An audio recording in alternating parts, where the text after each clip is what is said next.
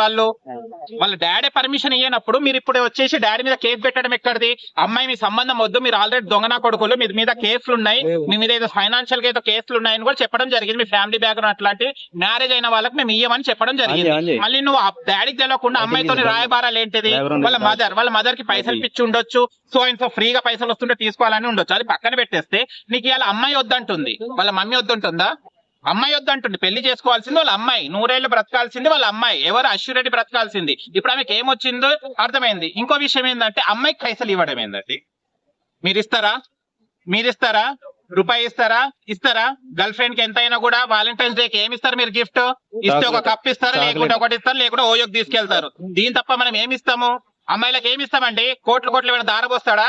నీకు సిక్కు లేకుండా, నీకు అమ్మాయి దొరకదని ఉద్దేశంతో నువ్వు కోట్లు దారబోసి ఇప్పుడు అశ్వరెడ్డి మీద కేసు పెట్టడం ఏంది? చండాలంగా. ఇప్పుడు అశ్వరెడ్డి ఒక మాట తప్పుగా అనుకోకండి, అమ్మాయి మీద చెప్తున్నాను. అశ్వరెడ్డి ఇప్పుడు ఫిజికల్ గా ఒకవేళ కనెక్ట్ అయితే గనక రూపాయి కూడా అవసరం లేదు, ఇవ్వాల్సింది అవసరం లేదు అశ్వరెడ్డికి. అశ్వరెడ్డి వాళ్ళ అడ్వకేట్ గనక ఈ మాట చూస్తే గనక, ఒకవేళ తప్పుగా మాట్లాడుతున్నాను, ఒకవేళ అయితే గనక ఆమె ఫిజికల్ గా ఒకవేళ మూవ్ అయితే గనక రూపాయి కూడా ఇవ్వాల్సిన అవసరం లేదు.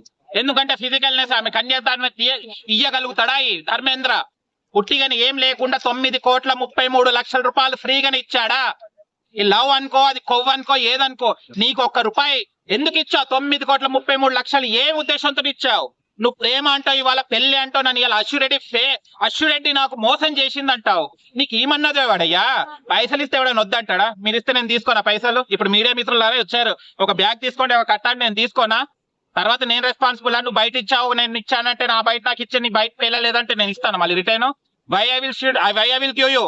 నువ్వు ఎందుకు ఇచ్చావు? ఇప్పుడు కేసు పెట్టా. ఆమె నిర్మోహమాటంగా 1,50,00,000 రూపాయలు ఇస్తా అన్నది. పాపం మే వరకు టైం ఇవ్వండి, మిగతా నేను సంపాదించుకున్నప్పుడు ఇస్తాను అన్నది. పాపం అశ్వరెడ్డి అది కూడా ఇవ్వాల్సిన అవసరం లేదు. ఇలాంటి దొంగనా కొడుకులకు, ఇలాంటి లేడీస్ మీద మోజులున్న కొడుకులకు ఇలాంటి జరగాల్సిందే. నీకు అమ్మాయి దొరకదని పైసలు ఇచ్చావా అంటే అమ్మాయిని కొనడానికి ట్రై చేశాడు. యాక్చువల్లీ ధర్మేంద్ర అమ్మాయిని కొనడానికి ట్రై చేశాడు అన్నది నేను అర్థమవుతుంది. డబ్బులు ఎప్పుడు ఇస్తాం మనం? కొనడానికి ట్రై చేసినప్పుడు డబ్బులు ఇస్తాం మనము. డబ్బులు ఇవ్వాల్సిన అవసరం ఉంది. పెళ్లి అయిన తర్వాత నువ్వు ఒక భార్యగా వచ్చిన తర్వాత నువ్వు ల్యాండో, మన్ను, మశానం, గోల్డో, డైమండ్ లో ఏదైనప్పుడు పెట్టుకోవచ్చు కదా.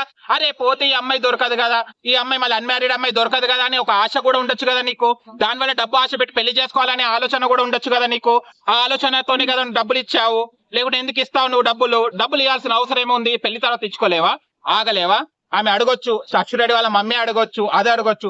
డబ్బులు ఇస్తే ఎవరు తీసుకోరు. ఇప్పుడు అశ్వరెడ్డి రియలైజ్ కావచ్చు, సెకండ్ హ్యాండ్ ఎందుకు నేను చేసుకోవాలని. దాని తప్పేముంది? ఇప్పుడు ఇచ్చిన డబ్బులు అడగాల్సిన అవసరం ఏముంది? అప్పుడు మీరు 5 సంవత్సరాలు లవ్ లో ఉండి ఏమేం చేశారో మాకేం తెలుసు?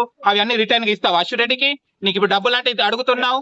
అండ్ వాళ్ళ డాడీ సంబంధం లేదు మాకు, మా డాడీ అన్నప్పుడు డాడీ వాళ్ళ అశ్వరెడ్డి డాడీ మీద కేసు పెట్టాల్సిన అవసరం ఏముంది? సెలబ్రిటీ ఎలా అయినా తొక్కేయాలని చూస్తున్నారు. తప్పు జరగొచ్చు, డబ్బులు తీసుకున్నది మేము పెళ్లి చేసుకోవడానికి తర్వాత విషయం. కానీ డబ్బులు ఇచ్చే అలవాటు ఎవరు చేశారు? డబ్బుల ఆశ ఎవరు చేశారు? ధర్మేంద్ర డబ్బుల ఆశ అశ్వరెడ్డికి ఇప్పించాడా లేదా? కల్పించాడా లేదా? ఇస్తుంటే తీసుకోవడానికి ఏముంది? ఆమె రేంజ్ రోవర్ కార్ కొంటది, డైమండ్లు కొంటది, అన్ని కొంటది. డబ్బులు ఇచ్చేటప్పుడు ఎందుకు వద్దంటారు? ఇప్పుడు మ్యారేజ్ చేసుకోవడానికి అన్ని అడుగుతున్నాం. మ్యారేజ్ చేసుకుంటే కనుక కామ్గానే ఉండేటోడివి కదా. అట్లే ఉండి సావు. ఓకేనా? ఆమె ఏది చేసుకున్నా కూడా ఇది హరాస్మెంట్ కిందికి రాదండి. ఇది ఒక ఒప్పందం ప్రకారం వాళ్ళ ఫ్యామిలీ ఇన్వాల్వ్మెంట్ లేకుండా డాడీ మ్యారేజ్ చేయాలంటే ఎవరిని అడుగుతాం మనం? కన్న తండ్రిని అడుగుతాం. అమ్మాయి వాళ్ళ కన్న తండ్రి కానివ్వండి, ఇటు 2 వర్గాలు పెద్దవాళ్ళు అడుగుతారు. నీకు